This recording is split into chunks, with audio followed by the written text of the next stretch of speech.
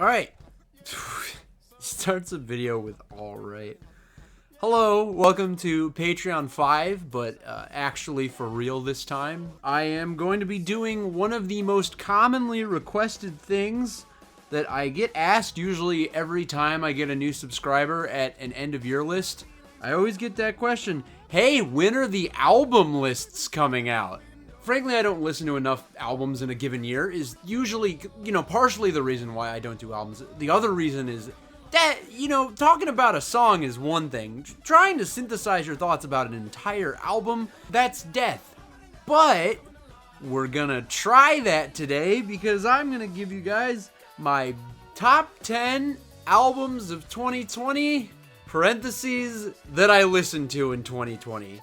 Yep, I'm doing this the same way that we do our top games of a given year. I'm not just reserving it to albums that were in 2020, because frankly, this list would not be nearly long enough. It would be like 6 albums total, including the worst. So I am going to just use all albums I've heard in this year, because they are the albums that are important to me. You can tell me to listen to a specific album from a year, but if it's not somebody that I'm really into or I know, then not only am I really not going to give them the chance that they deserve, it's just not going to come off genuine. I say this even though I would love to hear your recommendations, because odds are I'm definitely going to try and listen to them. But it's just like every year with this albums shit. It's like, what? Okay, but I do singles, man. Come on. So yeah, they're tough. Most of these things I got on vinyl this year. And in fact, sitting across from me is a beautiful Audio-Technica turntable that I still have to set up, which I'm excited to use in the future for my albums instead of the suitcase that I use, which makes me a vinyl sinner, doing that thing where I'm rambling again. So please enjoy the game that the $7 patrons picked out. And I'm gonna talk about my top 10 albums of 2020.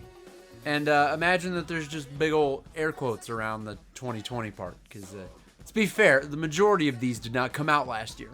So, my number 10 is Permanent Waves by Rush.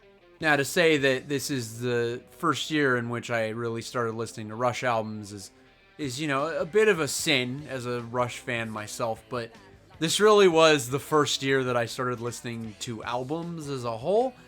And Permanent Waves was the most consistent one.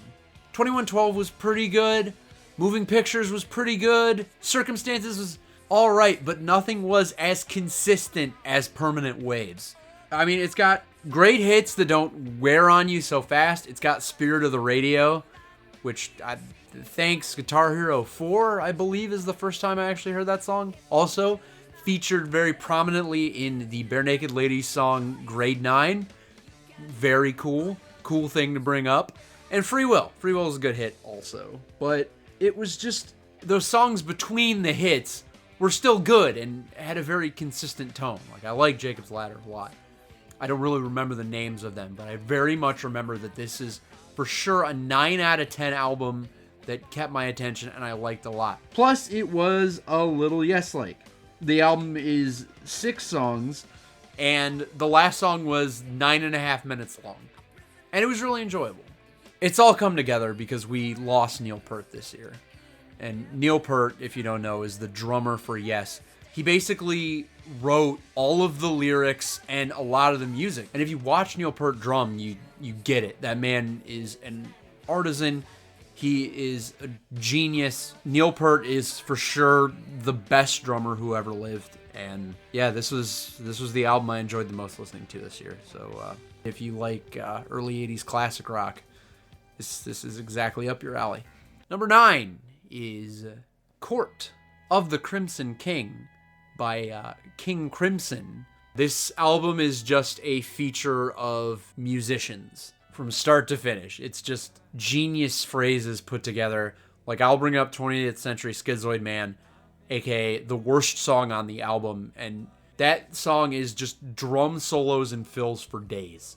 That keeps up through the album. He has these triplet moments that they're so good. It was very good that I basically got into Yes, and then, this was a good stepping stone off because it wasn't the same, but it was very similar in that classic late 60s, early 70s prog rock that I cannot get enough of. I gotta talk about the winds in this album. That's so good. I mean, I know I talked to the wind up last video, and I mean, you know, you don't just have your flute solos. You've got like French horns. You have these wind sections that just take you away to this different land of beauty and musicianship and majesty. Like, it's the thing that I wish Yes probably had a little bit more of. I think Yes mainly they would have pipe organs at times. They never had these kind of like orchestral type sounds. And that's what was cool about listening to King of the Crimson Court of the King, Crimson. And you know, I was actually pretty impressed with the singer, as long as it wasn't the song. He was moving and he was keeping everything together. It's really a great band. And I ended up listening to the album after this. I believe it's called Circus. It's also really good. These are both like vinyl-worthy albums to own, but this was the good stepping stone to get there. It really was like a watershed album. This was a good start if you wanted to get into this kind of classic rock that you can enjoy. It was good. It was very good. I loved it a lot. So number 8, fun turn. My number 8 is Polka Party by Weird Al Yankovic. Weird Al, like most people, of course, was, you know, the first CD I had was Bad Hair Day. It seems like a lot of people had Bad Hair Day first. So what happened was, as a kid, I just started buying up a bunch of Weird Al albums. So Weird Al is that artist that I knew before I got into critically thinking about music. It was just, wow, Weird Al is great. But the interesting thing was that I always avoided the early stuff in Polka Party. I don't know why I did that. Basically, I bought a bunch of the compilation albums. I had the Food album, not a Weird Al album. That's a compilation album. I had his Greatest Hits 1 compilation album. So I knew some of the songs off Polka Party. This year, when I was at work, I made a playlist that was just every Weird Al album straight through, and I listened to it. I remember I doubled that day. So I almost got all the way through Weird Al's catalog in one day of work because I was there for like 10 hours. I found this weird trend that the Even albums that he released were good. In 3D, his second album, amazing. Polka Party was his fourth, super good. This list is about albums that I discovered for the first time this year. Like, I couldn't put In 3D on here. I couldn't put Running with Scissors or a lot of the other ones that I had as a kid. Polka Party I never listened to as a kid. And that just brought together the hits even more than I ever liked them. Living with a Hernia, phenomenal song. Addicted to Spuds, very good. Not a huge fan of the Robert Palmer song, but it's just good. Christmas at Ground Zero came from Polka Party. I've already talked about Christmas at Ground Zero. That's a classic, a holiday staple. And it has new songs that I put on my playlist now to listen to, like Dog Eat Dog, which sounds like a Talking Heads song about just working a 9-to-5. And there's Here's Johnny, which is a song about Ed McMahon, the guy who introduced Johnny Carson. Yeah, I know that that's really topical now, but it's funny. It's really good. It's surprising how good it is. The thing that shocked me the most is that there's this parable where bands and artists' early work is usually their best. And from listening to all that Weird Al stuff, I kind of came to a similar conclusion. Like, I'm not saying that Straight Outta Linwood or Alpocalypse are bad, but they're not in 3D. They're not Polka Party. As long as you don't count the first album, because the first album is mediocre. It's definitely his worst album, maybe other than the last one he put out. I don't think Mandatory Fun was very good. I remember thinking of it as pretty forgettable. But yeah, it's weird. Like In 3D, I think is his height. It's got some of his best songs on it. And then it just kind of dipped down into the 90s. And like Bad Hair Day, he was coming back up. If you listen to Off the Deep End, it's I'm surprised because I didn't really like Alapalooza. And I remember as a kid, that was my favorite. Anyway, Polka Party is really good. I'd recommend it. I would also recommend listening to all of Weird Al's songs. It's great. My number 7, again, it's one of those albums that is surprising that I finally listened to all the way through for the first time. It is Endless Fantasy by Anamanaguchi. I just never listened to this straight through. It's that simple. It's like I listened to Endless Fantasy, I listened to Meow. I think that was it. Like I basically just glommed onto those singles, and then this year I bought the vinyl, and it's great. It's really fun. It's got good songs like Prom Night and Japan Air and John Hughes and parentheses T-TB parentheses. Like it's got all of these hidden gems that you'll connect to. Like that's the thing with Anamanaguchi, is that I'm in the process of owning 3 of their vinyls because they are just so good. Their sound is something that you're not gonna get from somebody else. It's really fun, a video game infused style of music that you don't get from anybody else, and it's just really good. That's it. That's my number 7, is just a consistent, awesome 8-bit like album. Listen to it. It's really good. My number 6 is Future Nostalgia, Dua Lipa. It's nice to finally have a 2020 album. It turns out that this list has 2 2020 albums. Not sure if you can guess what the other one is. I mean, for sure, this was the best pop standard album. A pop album that is actually made in the height of the pop artist's fame. It was just a good pop album for capturing the fame of somebody who was popular. The hits are best list worthy, and some of the cuts are just as good. Songs like Future Nostalgia, cool. I'm still listening to them consistently because I think they're all better than Break My Heart. And it's surprising to me because this really was a massive improvement from Dua Lipa self-titled. I might bring up Ethan in every single one of these Patreon exclusives. He talked about that as like being shitty. And I was like, what?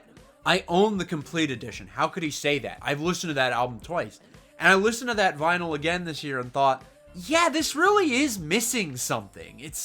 The album was a bunch of songs that sounded the same and just kind of kept moving, and it's like, okay, it's like these are all attempts at a hit. And yeah, that album had IDGAF, that album had New Rules, but it also had 8 songs that sounded like New Rules. Lost in Your Light is magnificent, but still, it's one of those albums that was just kind of fine to good. Future Nostalgia is leagues better than that album, and that's what's incredible about it. And maybe it's just better production work. She might have managed to get actual names into the studio now that she wasn't just some random person who was having her music advertised in YouTube ads. I believe I remember that happened. Pandora also really tried to make me listen to her stuff, and it was good. Like, I like the Moi song. Can't remember what the real title is, but Moi.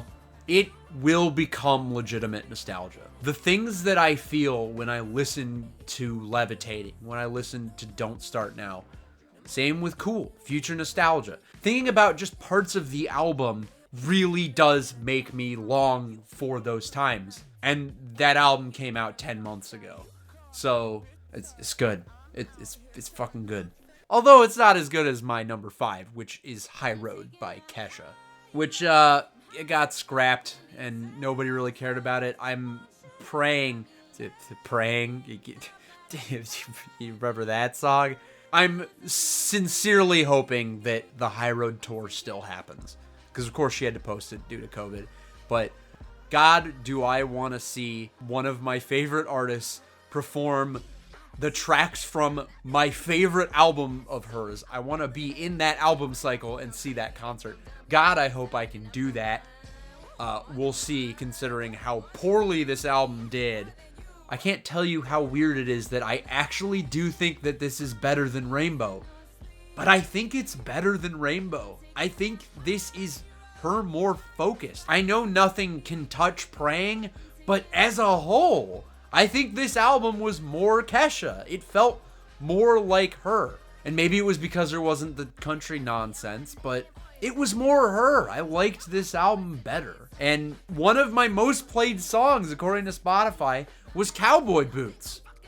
Like, I didn't even bring that song up, but there are just so many of these one-off songs that are endlessly memorable. I love Honey. I love Cowboy Boots. I love Birthday Suit. I don't know if you knew that or not. I love My Own Dance. I even love Tonight. This album is just Kesha's best pop album. I can't say it like anything else. Fuck you, Dr. Luke. You piece of shit. You wasted her career, and this is what she could have been doing. And in terms of doing self-reflection about videos I've made, that High Road video is for sure one of my favorites. I think I put the right amount of work into it, and it came out exactly how I wanted it, and I've had people tell me that it's good, and I like that video. It's a great video. Watch it again. I enjoy it. Also because I wanted to have more views. I'm very hurt that it did as poorly as Kesha's album did. Number 4 is Relayer by Yes. It is so weird to think about the fact that 2020 was the year that I discovered that I love Yes more than any other musical act that has ever worked. And upon listening to 7 of their albums for the first time, Relayer was for sure my favorite. I go back and forth between which is my favorite Yes album of all time. It is either the Yes album, which is my nostalgia Yes album that I heard a ton as a kid and I enjoyed a lot, and Relayer, which is here because it is just Yes going balls to the walls for 3 songs. The album's 3 songs, and 2 of them are fucking 10s. What else am I going to ask out of an album when it's 40 minutes long, and the 2 10s are the 10-minute song and the 20-minute song? I think Sound Chaser is magnificent, and it makes me drop my jaw to the floor every time. And Gates of Delirium is one of their better long songs, because Sound Chaser is not long enough. It needed to be so much longer. Long, in fact, that it's 18 minutes. And Gates of Delirium it's a good story. It's not my absolute favorite, because there's one of them that's titled after the album it's on that's for sure my favorite. They knew what to put in, and they did it. I honestly wish I liked the other song more. I remember listening to it and thinking, yeah, this is okay. It could be better. I can't argue with 2 songs that I will endlessly be thinking about, and like one other song. I've said it before. There's no such thing as a perfect album. There are 10 out of 10 albums. No such thing as a perfect album. That 3rd song makes that true, but Relayer is my favorite Yes album. That says something. Then you have my number 3, Regrets, upon me not checking things out, because it's Emotion by Carly Rae Jepsen. I said what I potentially thought were my best pop albums of the 2010s in that one video. I said that it was either Praying by Kesha or After Laughter by Paramore. No, it's Emotion by Carly Rae Jepsen. This album has so many bangers on it. We talked about LA Hallucinations. Still listening to that constantly all the time. Making the Most of the Night. Wonderful, wonderful, wonderful track. Run Away With Me, I have disrespected in a way that I can't even quantify. Like, I'm angry at the fact that I really enjoyed that song and then it fell off because of overplay. And now I'm like, why did I give up on that song? It's so good. That is a break rules on your best list good kind of song. And it's just a pop album that is consistently good and continues to hold that line of song after song after song being catchy, fun, memorable, great. I also listened to Dedicated this year, and this is a look at something that I'll do in the future, but I've started to rate my vinyls. As in, I've been going song by song and putting numbers next to each one, and I want to do a rate my vinyls video once I get there. This is something that, of course, isn't getting all of my attention, because it's basically, I'll play a video game, put on a vinyl, rate a song, keep moving. But, like, Dedicated doesn't have any 7s on it. I rate everything out of 10. But it also doesn't have any 10s. And it just feels like Emotion had all of the songs that she would spread out over a decade put into one album. It feels like a greatest hits album. It's so good. It's Emotion. I've seen the light. Number 2 is Now Not Yet by Half Alive. Of course, I've brought up Half Alive a little bit when I talked about K-pop in my 2019 non-hits video. I mean, I didn't say anything about it. What basically happened for me is that Pure Gold is a song on this album. I heard that in my Spotify Discover Weekly. It is not one of the better songs on the album, but I ended up keeping it. And I remember looking at, you have a friend feed on your Spotify for whoever you're following, and Steven was listening to Arrow. And I was like, wow, I didn't even know anybody else would listen to this band. I listened to Arrow significantly better than a song that was already pretty good. I got Still Feel is the big one. It's the best song on the album. It is so dreamy. It is incredible. But what happened was, it's just buying vinyls from my record store. And I saw that Now Not Yet was a possibility, and I bought it. And I didn't listen to it before that. And upon listening to it, god damn, it is a pinnacle of indie rock. It is consistent. It is fun. It tries new things constantly. It's a phenomenal album. Now Not Yet, I find to be kind of too boringly good to talk about. So I'm not. It was just in the process of tallying, I thought, wow, another good one. And that's what it was like. It's unfortunate that I had another album do that, except a little more. But what I'm going to do are honorable mentions. Do you think that they're going to be albums that miss this list? Fuck no! My honorable mentions are going to be my top 6 worst albums that I listened to this year. The thing that you have to keep in mind about the worst albums I listened to is that I don't seek out bad albums. If there was an album that I started listening to that was just shit, I clicked off of it and didn't continue listening to it. So these are actually albums that I either tried to listen to and decided I get the gist and I know what this is going to be like, or they just disappointed me in a way that was a little shocking to me. So again, a lot of these aren't actually bad albums. They just aren't up to my expectations of what I need to think they are. Except for my number 1, which is the worst album I listened to this year. So, number 6, we have Rush, Self-Titled. Now, the backstory behind this one is that Neil Peart isn't on this album at all, which is an interesting thing to think, that Rush existed before Neil. There's a hit on this album. Working Man came from Rush Self-Titled, and that's a good song, but the rest of it missed the focus and attention to detail and Neil's touch. Like, everything Neil Peart touches is magnificent. Have you heard Hockey Theme? Neil Peart is Neil Peart. I miss you, man. Rush just was not that. It's a classic rock album that's not classic. Number 5, I'm sorry, Calvin. It's Permission to Land, The Darkness. I found this album to be tedious. And that's not to say that I didn't get great songs from it. Like, you know that I Believe in a Thing Called Love is an honorable mention to my top 100 of all time. Love Is Only a Feeling takes me places. I love it. Get Your Hands Off of My Woman. Incredible songs. The rest of it, I was bored. I was struggling to be interested.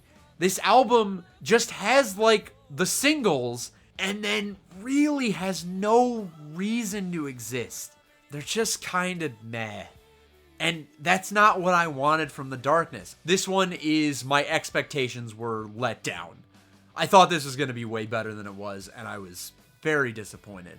Number 4 is, I'm gonna read real close into this. It is Eureka by Kino Koteikoku. This band had a song that was put in my Spotify Discover Weekly, and it was How I Got Into a Crow is White, Japanese hard rock, because the song they put in was wonderful. I went to this album, and that is not at all what that band does. Not even close. That song was a fluke. There's another song on it that's dark and pretty loud and bombastic, and I love that song. The rest of it's not like that. It's like the smooth jazz equivalent to rock. And I'm like, this sucks. What are they doing? Like, no, do what worked. Again, it's expectations, but it just wasn't what I wanted. Number 3 is Pursuit by Stuck in the Sound. This is the exact same deal as Eureka. Let's Go might be one of my favorite songs of all time, and that's why I listen to this album, and this album is nothing like that song. There are albums that have the energy of a single and keep it up. For example, there is one Group Love album I like, and that is Spreading Rumors. That's the album that has Shark Attack. The rest of the album kind of fills around that song, and I love it. This album's a dead opposite. Let's Go matters, the rest of it doesn't. Number 2 is a shocker to me, but it's Madonna, self-titled. The thing that I was most surprised about this is it's an 8-song album, and kind of like Kesha's Warrior, the songs just go on for too long. The hits I thought were fine. Lucky Star's pretty good. Borderline's pretty good. I've had Borderline stuck in my head a lot because of the Dark Lane demo tapes video. And I thought, all right, getting this album. But really, Madonna self-titled is not Madonna's album. It's the producer's album. It's a guy who's trying to show off in 1983, and it's not impressive. It's not fun 80s. It's just disappointing. I wanted there to be more Madonna, and I'm willing to bet that Madonna gets more control as she goes, but that first album, it's not what happened. And my number 1 worst album of the year, no surprise to anybody, is Dark Lane demo tapes. You know my rating. It got a 20 out of 70. It was bad. It was aimless. It had no reason to exist. It is by far one of the worst albums I've ever heard in my life, because again, usually I don't seek out bad albums, but when I do, Drake always delivers. So thank you for indulging me on my worst songs. We are now to my number 1 album that I listened to in 2020. I heard this album for the first time 2 weeks ago. It is Flight of the Knife by Brian Scary and the Shredding Tears. I'm sorry, who's that? Exactly. This was a raw Discover Weekly gave me Venus Ambassador, and I listened to it and thought, wow, that's a song that made me listen to the album immediately. I put everything else down and I put it in. This album was like hearing a mix of Jukebox the Ghost and Queen. It was a rock opera at its absolute finest.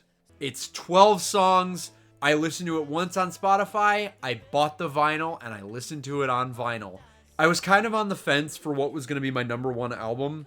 So I put Now Not Yet as my number 1, and then I waited to listen to this a second time, and I put my 2 ratings next to each other. It had Now Not Yet on an average score per song of 0.13, which doesn't sound like a lot, but for as many vinyls as I've rated, that's a huge jump between albums of quality. Flight of the Knife is for sure in my top 10 albums now. It's so good. It's just that kind of style, like Jukebox the Ghost, where it's these songs that take 6 or 8 turns of doing these magical things, of having this piano player just slam and like guitar solos and all of these amazing things all put together, all shown in song by song by song. This is kind of like a mystical album, like a fantastical portrayal of a different world. And kind of like Live and Let Ghost by Jukebox the Ghost. That album's like thematically about the end of the world. This one is just story after story after story. And I get a similar feeling out of it. They're both phenomenal albums. Brian Scary, man, it's just, I don't understand. I've never heard of this guy before. And then I listened to one album. I ended up listening to his second EP because he's listed as Brian Scary, and then there's Brian Scary and the Shredding Tears. 2 different acts. I listened to the other album with that name. It's also amazing. Bye Bye Babylon is a phenomenal song. I heard it today, and I heard it before, and it's fucking good. Brian Scary, The Shredding Tears, man, they're so good. He even named one of his albums before this album The Shredding Tears, and I think it has some of the same songs, but this is where it was all put together. I listened to them, and they sounded a little bit more like rough cuts. This was the refined album that I've needed for a long time. And, I mean, there's this amazing thing. Usually don't tune in on with songs, but Brian is always enunciating and very clear in the opening of the song. It's like he's pushing the lyrics at you so that you are getting engrossed in this world. You're no longer sitting at a kitchen table listening to the album. Now you are on a biplane, flying on the knife. It's transcendent, guys. I will just keep saying adjectives to prove how good it is. It's good. It's good. And like a lot of my best albums of all time, it is consistent as consistent gets. Maybe I said that. I don't care. Flight of the Knife, Brian Scary, and The Shredding Tears is my #1 album of 2020 that came out in 2008 because it's the first time I heard it. So that's it. We made it. Thank you for listening to these. Here are the current you guys. Thank you for supporting me still. I know it's been rough. I'm still working on that best list. The actual update is today. I started writing #4. I can tell you that, like constipation, once that script's done, it's all coming out. That was gross. I apologize. And I really mean it. I do want to hear what you guys enjoyed listening to this year. Maybe an album from 2020. Maybe an album that you heard in 2020. I really do read. I mean, it's very easy to read comments on videos like this, but I really do want to know what you guys are listening to. And because I like to discover stuff too. And if you liked it that much, I'm sure that it's worth the chance for me to at least give it a try. And then maybe I can make this list again next year. But again, that's it. Bye.